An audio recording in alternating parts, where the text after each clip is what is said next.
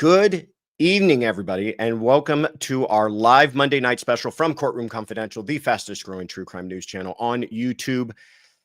Thank you, everybody, so much for being here. This is going to be a fun show. We're doing something a little bit different. We're covering some recent news, some stuff coming up for the week, but I also wanted to take a moment to update you on what we did this weekend. First of all, how was your weekend? Our weekend was fabulous, but also exhausting. Let me tell you something. If you want to completely exhaust yourself and stretch your nerves to their ever loving limit, try traveling with a 1-year-old. Then try traveling with a 1-year-old to a CrimeCon event. It makes for lots of fun, but we did have fun. We had a blast. I will say this, as tired as I am today, and I was talking with both Kaylin and Tiffany about this, as tired as we all are, we are also incredibly reinvigorated from CrimeCon and having the opportunity and blessing and honor of meeting a lot of you. So thank you, everybody. Farm Girl and Bess Nancy and Carolyn and Kathy and I Love Tacos. I love tacos too. That's somebody's name. I'm not just saying I love tacos. Ohio Palm Mom, everybody for being in the chat. Brandon, bunch of new names I'm not recognizing there, so welcome. Let me introduce myself. My name is Joshua Ritter. I'm a former prosecutor with the LA District Attorney's Office. I was there for over 10 years, and then I left to go into private practice as a criminal defense attorney. This is Courtroom Confidential, where we do our best to present to you both sides of the courtroom, and this is our live Monday night special where we kind of catch you up on what happened last week and then give you a sneak preview of what to expect throughout the week. Tonight, we're going to be talking about, of course, Donna Adelson. The verdict came in on Thursday, kind of some reactions to that, some recent developments that have happened since then, if you can imagine it. We're going to talk about CrimeCon 2025 in Denver and how our weekend went. So show you some pictures from that wonderful weekend that we just had. And then we'll get into the news and docket, because there was some breaking news over the weekend with a horrible case out of Charlotte, North Carolina, about a woman, a Ukrainian refugee who was stabbed on a commuter train. We talk about Megan Boswell was finally sentenced. Brad Simpson was in court, or is going to be in court. And Chris Schultes is also going to be in court this week. So we'll talk about all of that. Stay to the end. We have some announcements for you. And let's get into it. But before we do that, please, if you haven't already, like this episode, subscribe if you haven't, and share this with anyone that you think might enjoy it. All right, let's jump in. I don't have a guest tonight, so it's just me. We'll jump right into it. First of all, Donna Adelson on Thursday, after 3 hours of deliberations. That is quick. 3 hours of deliberations after that long of a trial, with as much information as there was, as dense as it was, for them to come back in 3 hours, to me, is resounding, especially on a case of this complexity, and a case when you're talking about conspiracy. You're talking about a person that no one alleges was at the crime scene, that no one alleges pulled the trigger, that no one alleges even directly handed money to the trigger men. We're talking about a person who's several degrees of separation away from the crime itself. That is difficult to prove. The prosecutors in this case did a remarkable job, and such a convincing job that it only took the jurors 3 hours to come back with a verdict. Let's do a very quick timeline. I spent some time on this and I want to share it with you, of what has happened over the past 10 plus years, what has led us to this moment, and then what we can expect moving forward. So first of all, Dan Markel tragically lost his life. He was actually shot on July 18th of 2014. He died on July 19th of 2014. And the investigation lingered on for 2 years before there was arrest for the shooter, Sigfredo Garcia, in May of 2016. Then in June of 2016, Sigfredo Garcia and Luis Rivera are indicted for first-degree murder for Dan Markel's death. By June, that was June. By October of 2016, Luis enters into a plea deal where he's going to cooperate with the state attorney's office. And this becomes a real pivotal moment, because we know how important his testimony was in the subsequent trials that followed.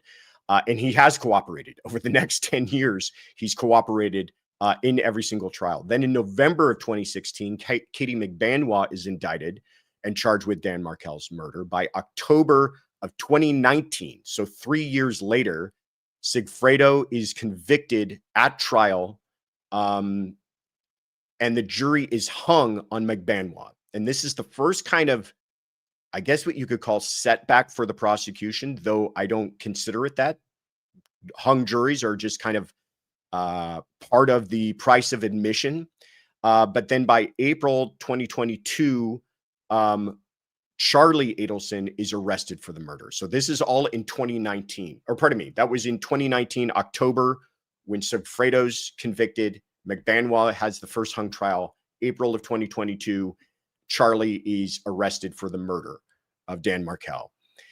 Then McBanois, interestingly, turns down 2 offers of full immunity from the state, and instead decides to testify, and she's convicted in May of 2022. Okay.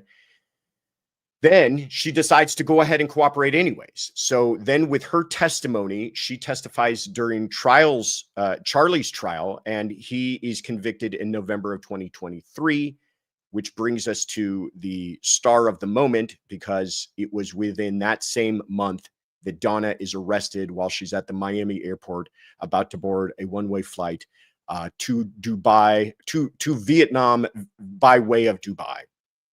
And then just this last week, 4 days ago, September 4th, she is convicted of all charges, including first-degree murder, conspiracy to commit murder, and solicitation to commit murder of Dan Markel after just 3 hours of deliberation. So that is, just even going through the summary as quickly as I did, a mouthful. And just look at all of the players involved there. So everybody, Luis Rivera, Sigfredo Garcia, Katie McBanois, Charlie Adelson, Donna Adelson, everybody from the right of that tree has been convicted now. And which brings us to our next question, which is what happens with the people to the left of that tree. Obviously, we're not talking about Dan, but Harvey and Wendi are the last 2 standing.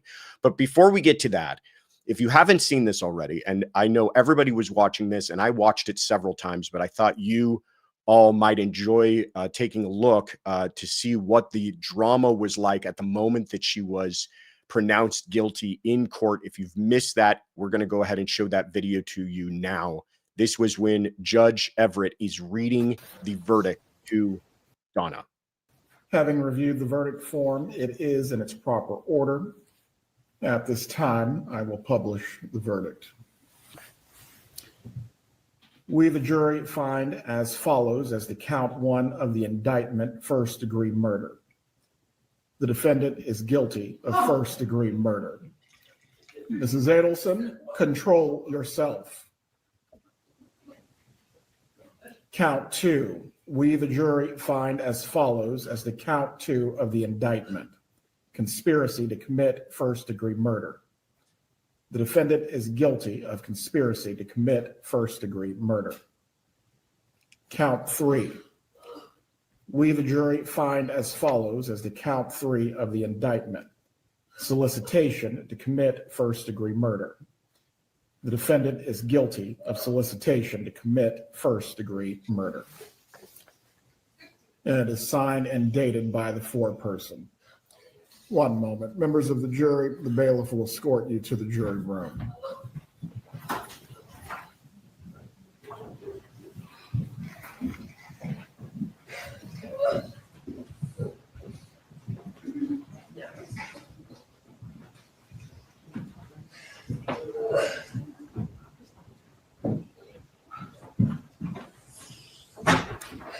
Mrs. Adelson, while this was not the outcome I'm sure that you desired, there will not be any further outbursts in front of the jury. If you cannot control yourself, I am going to have to determine if you will be removed from the remainder of this process. Do you understand what I'm saying to you? Yes. Do you need a moment to collect yourself?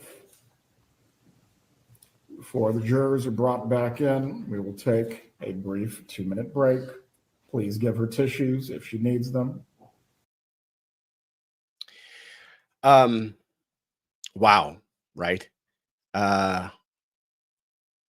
First of all, a couple of observations, and I'm not making breakthrough observations here. A lot of people have been talking about this, but one, I'm surprised. I'm shocked that she's shocked, and I believe she's legitimately shocked in that moment.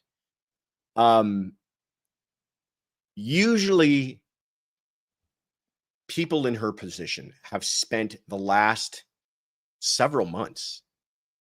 This is not like something that just she got indicted on Wednesday and convicted on a Friday.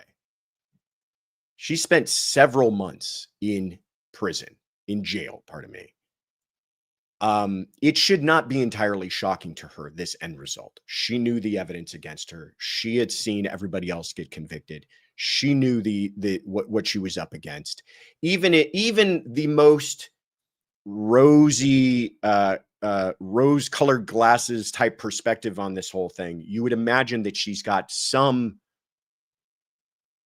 somewhere in her head, she's done a little soul searching and realized this moment is probably inevitable. But I think you're dealing with such a narcissist here and such an entitled person. This is a person who's never not had her way. This is a person who was so determined and so expecting of getting everything she ever wanted in life that included whether or not she had to pay $1 million to get rid of Dan Markel, or if she had to pay far less than that to a couple of criminals to actually take his life. She was willing to do it. So when you realize the psychology of a person like that, that's why she's shocked. This is the first time in her life things have not gone her way. Things didn't go her way for a little bit of time when that pest Dan Markel was refusing to allow the grandkids to live in South Florida, but then she took care of that problem. So things go Donna's way until this moment right here. It's not the idea that, to me, it's not the idea that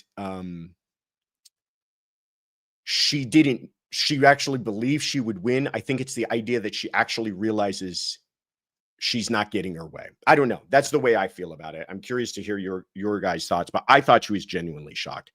The other thing that stands out to me is that a lot of people have pointed out that as much as she's reacting, as much as pained as she looks and her head is down, she doesn't actually appear to be crying tears. That's not usually the type of thing I kind of make observations about because there's no legal merit to it, but I do think it's important. I don't know if that was actual crying happening there in court. Somebody pointed out, listen, the first thing you do, anybody who wears glasses knows the first thing you do is remove your glasses if you're really crying. She doesn't appear to actually be crying. The other thing, though, is the judge has no more patience for this woman. He is an incredibly patient and kind judge, and he wasn't going to let her have some moment in his courtroom. The second she had that outburst, I've had many a verdict, and people react. People in the courtroom react. The defendant reacts. They're screaming, yelling. That type of stuff happens, and judges will be like, okay, do we need to have a moment? But she had this one reaction, which I think that many people would have, and he was like, quit it, lady. Enough of that. Then when she didn't calm down, he actually removes the jurors from the room. We don't show you the part where they all come back in and he finishes up his business, but he wasn't going to play that. He wasn't going to allow her to have this moment in front of these jurors. This is his courtroom. The jurors did their job. You're not stealing the show. This isn't the final act. You are no longer the main character here. And I thought that was kind of remarkable how he stole that climactic ending from her. Anyhow, so that was Donna's reaction. She's now going to be sentenced. There was actually a bit of victim impact statements already given, and sentencing will be at a later date. Judge Everett is great, says Caradish, and I completely agree with that. I want a t-shirt that says, "Was it worth it, Donna?" Yeah. Not was it worth it? Just ruining your entire family, your good name, whatever that was worth, everything that your husband had ever built, gone, completely gone and shattered. I think I missed some thank yous and chats. If we have those, Tiffany, I'll let Susan says, just became a member. Thank you so much, Susan. Appreciate that. Mary Jubenville, thank you so much. Says, did you? Oh, we're going to get to that. My passport situation. Stay tuned, and I'll give you the drama of how our CrimeCon weekend went. But thank you so much, Marie. Shy Gal says, thank you so much. Says, Josh, you were great, but I have to say, how does Tissos do all of that and look so amazing? We want to know. We also want to know her nail color. All right. Well, that's something I don't have information on. Tiffany, do you care to share that insider information about your nail color? Very nice of you, Sonia. And Sonia's referencing, I think, some of the members only behind the scenes videos we did this week. And we're going to get into all of that, but thank you guys so much. The other thing I wanted to show you is obviously the big question. It was, oh, sorry. Colorblind Days says, it was great to see you at CrimeCon. I was wearing a fur coat. I remember that.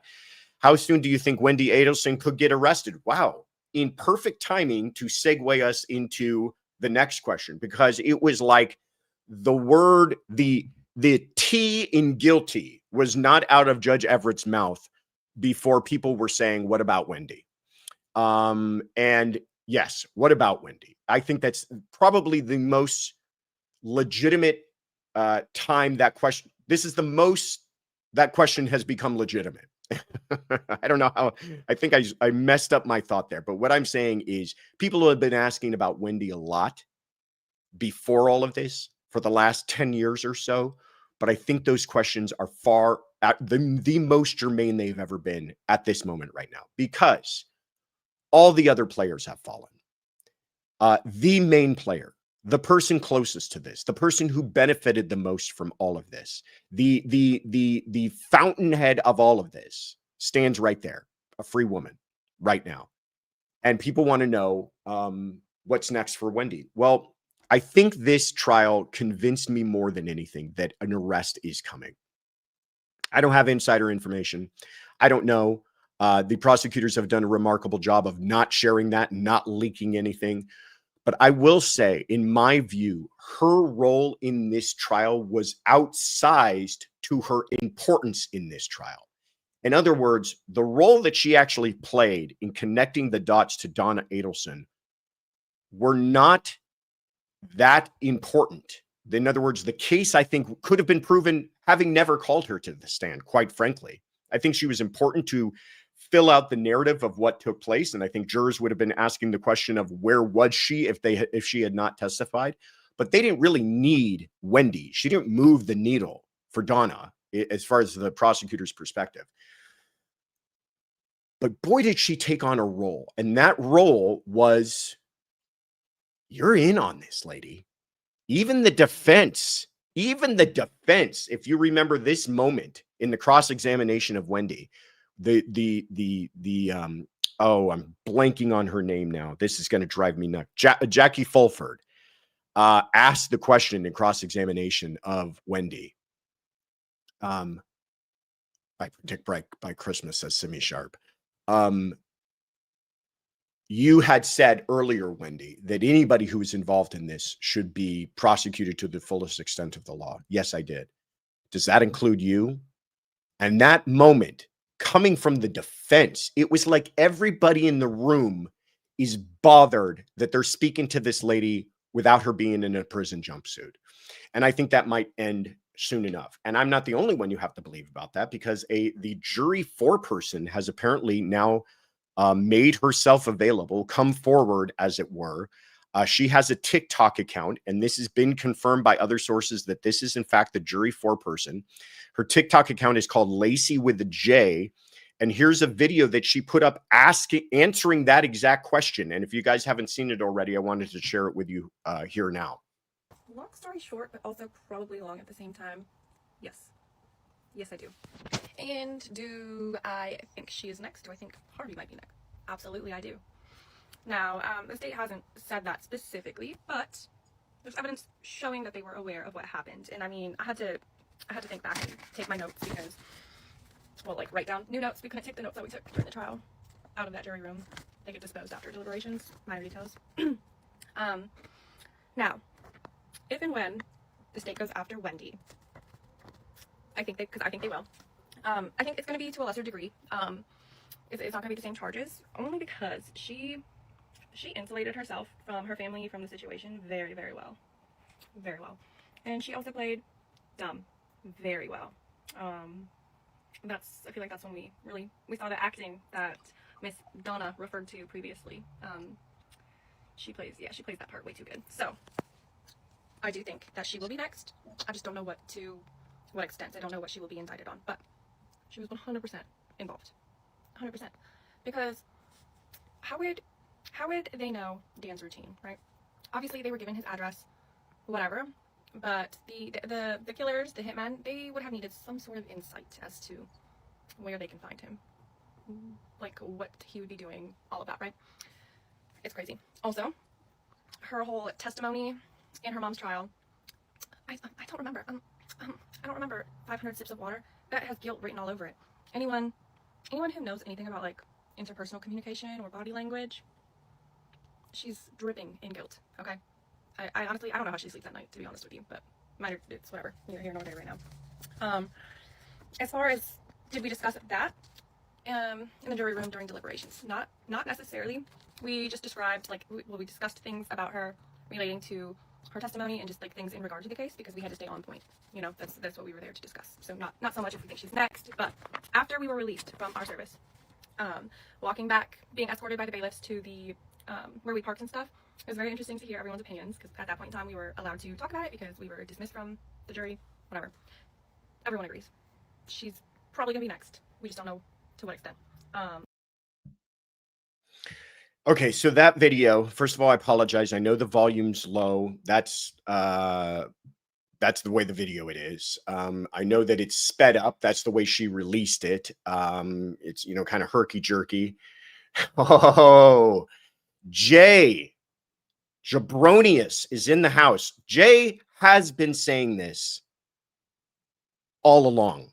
I wouldn't be surprised if you get called as a witness, Jay, when Wendi actually gets indicted, because he has been the torchbearer for trying to have this woman indicted for years. And I remember I had a conversation with Jay on his channel a long time ago, talking about her interview and kind of gut reactions to the whole thing. And I know that Jay has been thoroughly convinced since day one that she's in on this whole thing. And so anyhow, that's the video from the foreperson. We apologize for the quality of it. We apologize for how it's sped up. She actually goes on for quite a bit to talk about all this. I just kind of wanted to show you the most important part. But she says some things that are kind of interesting that I wanted to tease out a little bit. She says that she thinks Wendi will get indicted, but she doesn't think it will be for the same charges because she thinks that she's insulated herself.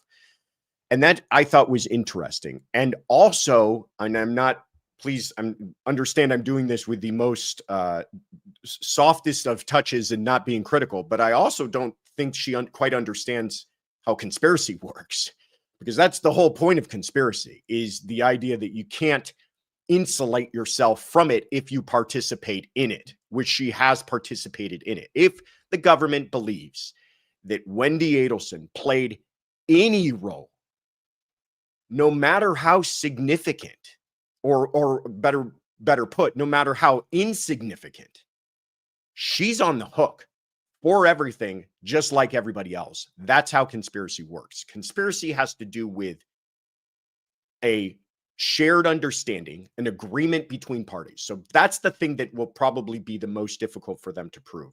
The agreement between her and her mother and her brother and Katie, or somehow, where was that agreement? Where did that take place? And they're going to have to do it circumstantially like they did with Donna. So there's no secret tape. There's no magic text or email. It's just all circumstantial that we understand there was an agreement. And I think as many arrows that point towards Wendi and or Donna and Charlie point towards Wendi. But then what did she do? What act in furtherance did she do? Well, first of all, according to the law, it can be argued that it doesn't even need to be that person. Some other person can make an act in furtherance, and now you've created a conspiracy. But how are they going to prove, and I think they would need to, before they would indict her, prove that she took some sort of step in furtherance? And she says it herself. It could be, how did they know where he was going to be? How did they know his routine? How did they know when he would be alone without the kids? Where he lived, where he went to the gym, these types of things. If Wendi is providing that, that's enough. So this idea of insulating herself, that's not an issue to the prosecution. If she knew and she was involved, even to the tiniest extent, they will throw the entire proverbial enchilada at this lady. And I think that is what's coming. I don't think I see them coming into this, tiptoeing into this and giving her some sort of accessory after the fact nonsense. I think they're going to go after her for the whole thing, or they're just not. That's the way I feel about it. I'm curious to hear what our resident expert feels. If it's all or nothing, what do you think, Jay? If you're still sticking around, but interesting that this juror came out, answered that specific question. It's obvious that she's got very strong feelings about Wendi and Harvey. It's obvious that the jurors talked about that to I think the appropriate extent, how it helped in this case. But again, I feel like she played an outsized role in this trial because they're going to come after her and they're just trying to flesh that out. This is a dress rehearsal for her trial. One other thing I'll say about this. What's up with these jurors kind of going to social media after verdicts nowadays? It just seems like a new trend to me, and the part of me feels a little uneasy about the whole thing. I guess I'm just used to jurors kind of being mystery people that just kind of, drift back into the hedges afterwards, and we don't hear from them. But the idea that many of them, there's nothing illegal about it, or quite frankly, inappropriate about it. But it does seem like a lot of them are kind of having their moment after these larger trials and coming forward on social media. So that is the latest on Wendi, if you want to call that the latest. I know that people have predictions. Chloe, is a bit worried. I wouldn't be worried. I think I am not. I put it to you this way. I have utmost confidence in this prosecution team. And I rest easy with the idea that if they indict her, they've got her. And if they don't indict her, that's just because they don't have it. And if they don't have it, I would rather they not indict her. I have not seen them overextend themselves yet. And I have not seen them shy away from difficult cases yet. So I rest easy knowing that. And I can tell you somebody who's not resting easy, and that is Wendi Adelson. If Wendi is charged, Kay Schmidt says, thank you so much. If Wendi is charged, would it help her to request a change of venue?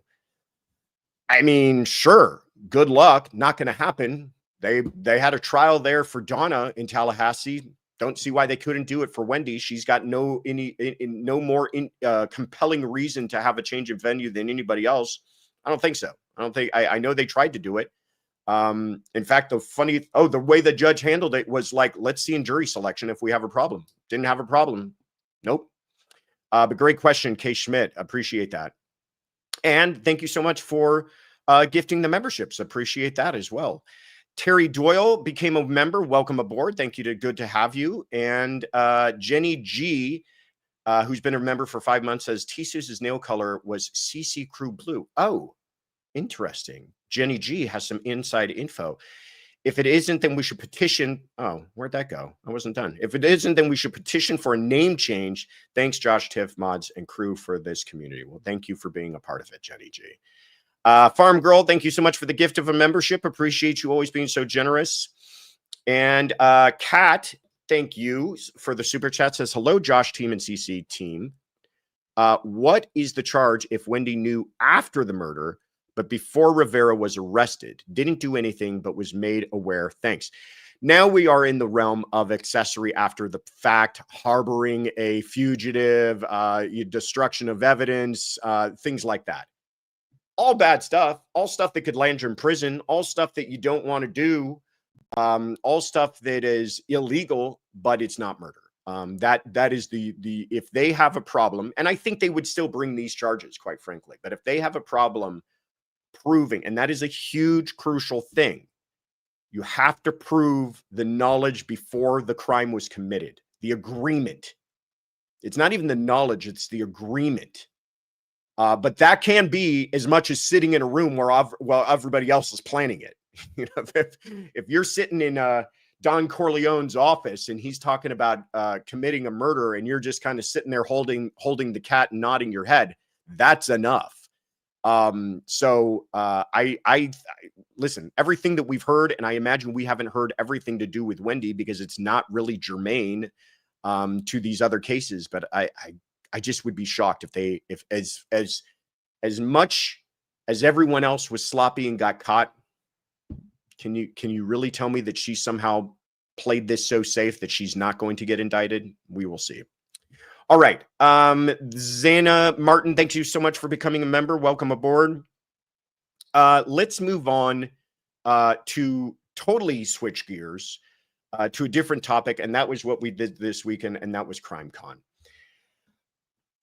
It was fantastic. It was really, really fun. We had an incredible time. We're exhausted. We landed on Thursday in Denver. We set up that evening. There I am. Oh, am I wearing the exact same shirt? I don't think so. But there I am in front of our humble little booth. But we got a lot of really nice attention. A lot of people stopped by. Got to say hello to a lot of folks that we've heard from for years and take pictures. And we've got to meet a lot of new people. And we hope that we were able to kind of spread the word a little bit about Tiffany with the hard-hitting reporting. In the picture is light green, but right now I'm wearing seafoam. Oh, you ruined it. I was going to, that's the end surprise, is telling everybody what I'm wearing right now. But there we go. We got pictures with Mike King. He was right across the way from us. He signed a book for me. He's so nice. There's Chris Hansen. Had a chat with him. We have similar hairstyles. There's Derek Levasseur. Derek is such an awesome dude. He's part of Crime Weekly, obviously, and Detective Perspective, and most famously from Big Brother. His booth was set up right next to us, so we got a lot of his overflow of people. He had a very, very popular booth. They won Creator of the Year, in fact, at CrimeCon. And he was just he's a lot of encouragement. Really, really nice to have met him, or I've met him before, but met him in person. There's Vinny and Julie Grant. Got to meet the Court TV folks, a lot of other people. I put together there's Gigi. I don't know what I'm doing there. Taking a selfie video, I think. Maybe, we did a live, I think, and Gigi was on it. That's the other thing is, if you guys want to see all this kind of behind the scenes stuff, we did several members only lives while we were out there. And if you were looking for any excuse to join our membership, that alone, I think, is worth it, because we got to have a lot of special surprise guests and behind the scenes stuff. So like I said, I ran into, there's Joe Scott Morgan. I had a few conversations with him. There's Jesse Weber. We're competing for who can have the highest hair. There's Anjanette Levy, also from Long Crime, ran into her. Thank you so much, Off-White Lotus, for the super sticker. There's Annie Elise, ran into her, had a very nice conversation. We're trying to convince her to come on for an interview. Thank you for the super sticker, Off-White Lotus. Oh, yeah, and then I sat down as I was walking by. Scott Reich from Crime Talk stopped me and said, "Hey, can you hop on a live stream?" And they were doing a live stream from CrimeCon that we were able to be part of. So go check that out. Say hi, send some love from Courtroom Confidential to him. It was just a really wonderful event. Oh yeah, and then News Nation was there, or pardon me, Fox Nation was there. So I sat down and did a couple of live interviews with them. There's me with Paul Morrow from Fox News and Donna Rotuno, who's a fellow legal contributor. A lot of people. So Derek Levasseur, Beth Karras, Annie Elise, Matt Murphy, Chris Hansen, Joseph Scott Morgan, Vinnie Politan, Julie Grant, Jesse Weber, Anjanette Levy, Scott Reich, Mike King, Lauren from Hidden True Crime, Gigi from Pretty Lies and Alibis, Brian Enton, Nate Eaton. These are just a few of the people that we ran into and had really nice conversations with. And we brought the map. Everybody who stopped by put a dot on the map. And I'll tell you this is what shows you what's so amazing about the true crime community that we're all a part of. And in particular, those folks who have blessed enough to have the resources and the time to go out to CrimeCon. How far everyone traveled. This blew me away. So if you see Denver there, of course, there's a cluster of dots around Denver. And I, in my head, thought, we'll bring this map, but I imagine we're probably going to be filling out mainly like the west side of the states. But if I didn't tell you where this event was and you just took a look at this map and had to guess, I don't think you could guess, because the dots are all over the place, down to Florida, up to the Pacific Northwest, all the way over to Maine. I think the only state, I think there were two. I think it was like Vermont and Arkansas were the only states we didn't have people fill out dots. And that doesn't mean there weren't people from there. It's just they didn't stop by our little booth. And we didn't even do the world map because we thought, oh, let's not be overly ambitious with this. But we had several people come up to us and say, hey, I'm from Argentina. I'm not going to do an Argentinian accent. Hey, I'm from Argentina. No fair. Where's Argentina on this map? So if you see those dots, like there's one that's right in the Gulf of Mexico / Gulf of America right there. That's somebody who was not on the map. And so they just started putting dots at the periphery to say that, hey, I'm from the UK, I'm from Argentina, I'm from Mexico. So it was Canada had a few dots up there. Next time I think we do this, we might actually have to bring out the entire world map. Maybe we'll get a globe. Should we get a globe? Like an actual spinning globe to have people put dots on? I'm getting eye roll smiles from Kaylin. I don't know what that counts as. We'll see. Anyhow, it was very fun. And then we went to the Clue Awards. You can pack that in your bag. Yeah, right. That was part of the problem, was them hauling all this stuff out there. Here's the thing about the Clue Awards. I've never been. This was our first time going. I didn't know what I was expecting, but I think I was expecting maybe like, I don't know, 200 people, 300 people max, kind of a ballroom with tables set up. I've been to these kind of award things before. This room was enormous and it was filled to capacity. There must have been 3,000 people in attendance for these Clue Awards. I want to get the actual numbers, but it was insane. I took a picture. Do we have a picture of the room?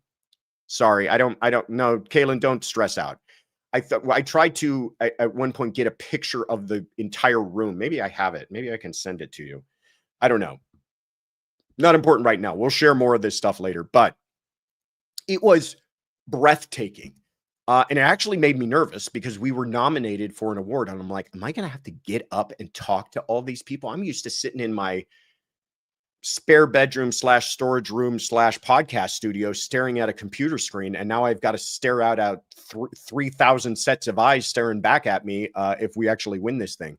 There's a picture, but that does not give it justice. That makes it look about a third of the size that it actually was. It was enormous and just jam-packed with people, and everybody's in a good mood. So we attended that. We had a really good time. We did not win. Oh, there we were up on the award. They've had this really cool presentation during the awards too. We did not win. Little Courtroom Confidential with Joshua Ritter did not win. However, True Crime News did win. So big congratulations to them. They won Outstanding Episodic Podcast. And I take a little bit of pride in that because, as some of you know, I actually host a podcast on True Crime News's channel called The Sidebar. So big congrats to Anna Garcia and the True Crime News crew and family over there, which I consider myself a part of, for winning that award. And thank you to Shelly for this awesome picture. That's right. Shelly was taking some pictures for us because I was too nervous at the time to even think. I was just thinking about don't throw up. Oh, Sonia says, you're the only winner to me. That's very kind of you. And there we all are. There's the crew. That's where the winners would stand in front of that backdrop there and take pictures. And we said, get out of our way. We want to take a picture too. So there's the whole crew that came out to CrimeCon and the Clue Awards. Like I said, big thanks to them. Big thanks to Fox and Fox Nation for helping us out and having me on. Big thanks to all of the fans who stopped by. There's way too many of you to name. We took so many pictures. We're going to be doing something special with all of those pictures soon. But I wanted to give by the way, also, some of you were incredible with bringing, we got coffee, we got candy, we got chocolates. So thank you so much for those gifts that everybody stopped by. But I wanted to give a very special shout out to Shelly and Nancy, who just were incredible in just helping us out, you know, setting up the booth. Can you watch the booth for a moment while we run off to take care of something? They were just very, very helpful. And it was very nice to spend some time with both of you, but with everybody. And we're, like I said, stay tuned. If you're part of our membership, we're going to be doing much more kind of behind the scenes videos and photographs on this whole thing. We took a lot of pictures with a lot of subscribers and members and new people. It was a really, really beautiful event, and it was very humbling and touching and invigorating for us. So thank you so much. And there you are, Best Nancy. Thank you so much. You're fantastic. And I want to give a big also shout out to the CrimeCon staff, Elise and Chewy, who were just incredible helping us through this whole thing. We were just at our kind of in a frantic state most of this time. Future says, sounds like you had a leisurely weekend, Josh. Congrats on your nomination. You're still the winner to us. That's very, very sweet. And like I said, check out, if you're a member, check out the members only lives that we've done on this. If you're not a member, please take a good hard think about joining, because we have some cool videos up about that.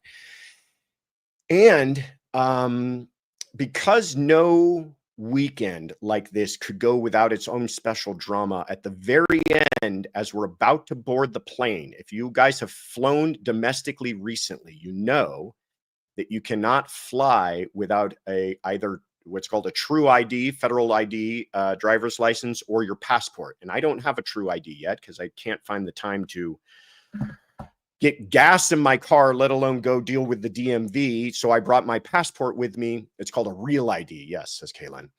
And I lost my passport in Denver. It was inside of my jacket, and I don't know what happened to that jacket. And we searched all around that hotel, and I was still able to charm my way onto the plane. So I don't know if there's a federal warrant out for me, but I don't have my passport. Now I got to deal with all of that. So that was if you find a black jacket and in the inside pocket is a passport for Joshua Ritter, please email us at info@Via Fortuna Media, and we will send you a FedEx envelope. Anyhow, next year, CrimeCon is at Las Vegas for 2026. It's going to be even bigger and better than ever. And we have already purchased our tickets. We are going. We're going to have a booth. We're going to do the whole thing all over again. And if you guys weren't able to make it this time, I highly encourage you to make it for that. So that was CrimeCon. Again, our hearts were full. And we're very appreciative for everybody who stopped by and everybody who sent well wishes. All right, let me switch gears completely again and just update you guys to some news, and then I'll get you all out of here. First of all, really horrific story broke over the weekend. This is, and I'm not quite sure, and I didn't get to the bottom of this, but this is actually a horrific crime that took place back in August 22nd. But now video has been released, and I think that's why it's now making the news. But a Ukrainian refugee, 23-year-old woman by the name of Iryna, I believe Iryna, I think, Iryna Zarutska. There she is there. Beautiful young girl. She's working at a pizzeria, living in Charlotte. She's a refugee from the Ukraine. Her life is already in complete upheaval, and she's here trying to eke out a life in the States. And she gets onto a commuter train on August 22nd in Charlotte, North Carolina, and about 9:45 at night, there's this person sitting behind her. His name is DeCarlos Brown. She has no idea who he is. She never interacted with him. She never even spoke to him. They never even laid eyes on each other. He sits behind her. He has been in and out of prison multiple times. He has a long history of violence, convictions, and prison time.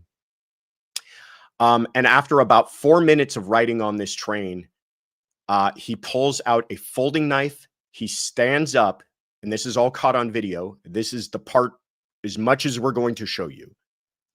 We're not going to show you the rest of anything because it is horrific. And he ends up stabbing her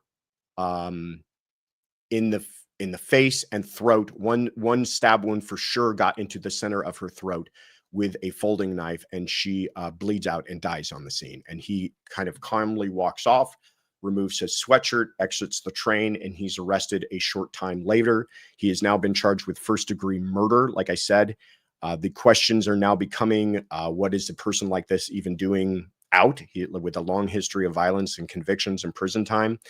The other kind of irony and controversy that was thrown into all of this is that a GoFundMe page was actually started for him. That has been pulled by GoFundMe, by the way. They said, no, we're not going to do that. So he will have his next court date on September 19th. But that was a case that was really capturing the news cycle over the weekend, and I wanted to update you all to that, and we will continue to follow it. Robin Lane, thank you so much, so kindly for the super chat. Says, I'm in Charlotte and only heard this horrific story today. Thank you for covering it. Yeah, and I hate when these things start to take on some sort of political background noise. This one does seem to have captured that.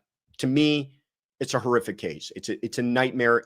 Anytime you have a situation where somebody's just living their life, doing normal things, going out for a jog, commuting home from work, not in some sort of high risk, highly dangerous situation, and they lose their life this tragically from someone they don't know, completely, unprovoked violence like this, it's just a nightmare to me. And I think that these types of stories are important. So thank you, Robin Lane, for the super chat on that. And thank you, Muy Muy. How am I? Moi Moi? Is that how I decided to pronounce this, for the super sticker? Appreciate that. Also, on Friday, Megan Boswell, I know a lot of you followed this case. She was sentenced to life plus 33 years, which in her state means that it's essentially life without parole. This is, of course, for the death of her 15-month-old daughter, Evelyn May Boswell, who went missing in February of 2020, and then was found about a month later in some horrific conditions and under circumstances that led investigator. Oh my God. Look at that little face. Oh my God. Just a beautiful, I just cannot imagine what goes through people's minds that they would harm something that little precious and innocent, and the only person in the entire world that she was supposed to love and protect her harmed her and took her life. So Megan Boswell's going away to prison for the rest of her life. Judge Jim Goodwin, in sentencing her, said that there is no doubt that this defendant had absolutely no hesitation when she killed her daughter. She is a dangerous offender. And Boswell, I hesitate to even say this, but she spoke. I think it's important. We're talking about what took place. She spoke and she said, her words were, "I did not kill my baby Evelyn. The state of Tennessee treated me very unfairly. If I had had a fair trial, I would have been acquitted." So zero responsibility, zero remorse, zero accountability. This stuff bothers me. Her defense has already said that they're going to launch an appeal. And I will tell you, don't get too upset, but I will tell you that this case had some elements. You remember, if it went on, there was it all came down to, was that baby dead before, or did that baby die from the way that she wrapped her up and disposed of her like she was garbage? And that could be the difference between murder and not murder. And that will be, I'm sure, an issue on appeal in this case. But I will tell you that appeals deal with questions of law, not questions of fact. Questions of fact are determined by the jurors and the judge. So it's not like they're going to relitigate it. But if there was any issue in her ability to present certain arguments, that could become an issue. But let's not lose sleep about that right now. On Monday, that's today, Monday, September 8th, Brad Simpson was back in court. He had a discovery hearing. You remember that he is the man who has been accused of murdering his wife, Suzanne Simpson. She has gone missing and still has been unlocated. It's a no-body case out of Alamos Park, Texas. This was back in October of 2024. There are thousands and thousands of pages of discovery, and that's what the hearing was about today, is just kind of getting a handle on all of this discovery for the quickly approaching trial. The next court date on that will be September 22nd. And then Chris Schultes. I pronounce it Schultes. Kaylin saying no. Is it Schultes? Don't give me that look. I get looks from everybody. What is it? It looks like Schultes to me. Maybe we'll see how people actually pronounce it when they're talking about this in the news. But this is another horrific case. He's going to have his hearing tomorrow. And it looks like it will be his preliminary hearing. That will be tomorrow, September 9th. This is, of course, for the death of his 2-year-old daughter. This took place in Marana, Arizona. Oh, God, look at her, too. These beautiful kids. Just when you see these smiles and they got no other gears in their life. Their gears are love and I need food or you to change my diaper. Like, that's it. They do nothing but ask you to help them survive this crazy world and love. And this is obviously quite different circumstances than the Boswell case, but no less tragic. She was left inside of a vehicle for a long period of time and lost her life to the heat. And he, interestingly, rejected a plea deal for second-degree murder that would have exposed him to 10 to 25 years in prison. And instead, in turning that down, the state has decided to pursue first-degree murder, which presents some interesting questions, because with first-degree murder, you have to prove malice aforethought and premeditation. And is that going to be difficult here? I think this is a second-degree murder case at best. First-degree murder, I don't see those extra elements of aggravation that we usually see in first-degree murder. You know, there's no lying in wait here. There's no financial gain. There's no other things that usually elevate this up to first-degree murder. To me, it is a, gross negligence, conscious disregard for human life type of argument that the prosecution is going to be making. But he's heading to trial in first-degree murder, which, by the way, second-degree murder will be considered by the jurors if this goes all the way to trial. But he is he's going to be in court tomorrow, and I imagine they're going to be talking quite a bit about those issues. And then finally, the Alexander brothers will be in court on a Thursday, September 11th, for a status conference hearing. These are the wealthy real estate moguls out of Florida. They've been charged with a litany of sex crimes. They were arrested back in December of 2024. They've got, this is the state case. They've also got a parallel federal case. But this is big news in Florida, especially, but a case that I want to be continuing to keep an eye on for all of you. But they have a status conference coming up on Thursday, September 11th. All right. Evangeline Light, pardon me. Thank you so much for becoming a member. Appreciate you. Welcome aboard. All right. Well, if you would like to become a member and you're asking yourself, gosh darn it, how do I do that? Well, I'll make it easy for you. Just go to thecourtroomconfidential.com and click on become a member. That's how easy we made it. You click on become a member and we have a tab that opens up, tells you about all the benefits that we have, including, like I said, these kind of behind the scenes videos, a lot of other perks. We work very hard on trying to make this something that has a value to you. So please check it out if you're thinking about, even if you're just thinking about it, check it out. Also, we missed this last Sunday because we were in CrimeCon, our Sunday Fun Day. So we're going to be having Sunday Fun Day this coming Sunday. And if you would like to leave us a message that we will answer live on Sunday Fun Day, you can go to thecourtroomconfidential.com and click on that tab to the right there that Kaylin is highlighting that says send a message. And you can record a 90-second message to give us a true crime question, talk about a case, ask about some of the things that we talk about on the show, and I'll answer it live on Sunday. And merch. If you want to pick up a, what is a seafoam? Is that what we decided? A seafoam shirt or a mint green or any of the other colors that we have. We got a lot of really nice feedback from people, by the way. They weren't even familiar with the channel because we brought out a few of our shirts who were impressed with the colors. Because if you walk around CrimeCon, it's a lot of black colored t-shirts, dark crime colored kind of stuff. And we're the only ones walking around with pastels. So if you're interested, we got all the sizes, all the colors. We've got tumblers. We've got brand new shirts that say what's happening here. So a bunch of new stuff for you to check out on the shop at thecourtroomconfidential.com. What did you miss this weekend? Well, I already talked about CrimeCon, all the members' videos that we have up there. Please check them out.